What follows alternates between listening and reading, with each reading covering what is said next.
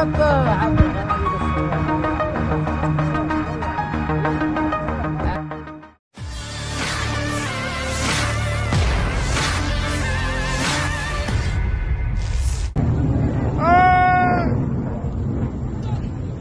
beredar rekaman memperlihatkan diduga drone MQ-9 Amerika Serikat ditembak jatuh.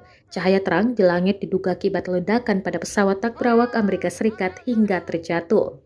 Rekaman penampakan drone yang ditembak jatuh ramai beredar di Telegram pada Jumat 26 April 2024. Juru bicara Angkatan Bersenjata Yaman juga mengatakan mereka telah melakukan operasi baru terhadap sasaran Amerika dan Inggris sebagai pembalasan atas agresi mereka terhadap negara tersebut. Brigadir Jenderal Yahya Saree mengatakan pada hari Jumat bahwa pasukan Angkatan Laut Yaman menyerang sebuah kapal tanker minyak Inggris di Laut Merah dengan rudal. Saree juga mengatakan militer juga menembak jatuh drone MQ-9 Amerika di Provinsi Saada. Ia menambahkan, operasi baru tersebut juga merupakan bentuk solidaritas terhadap warga Palestina di jalur Gaza di tengah genosida Israel di sana.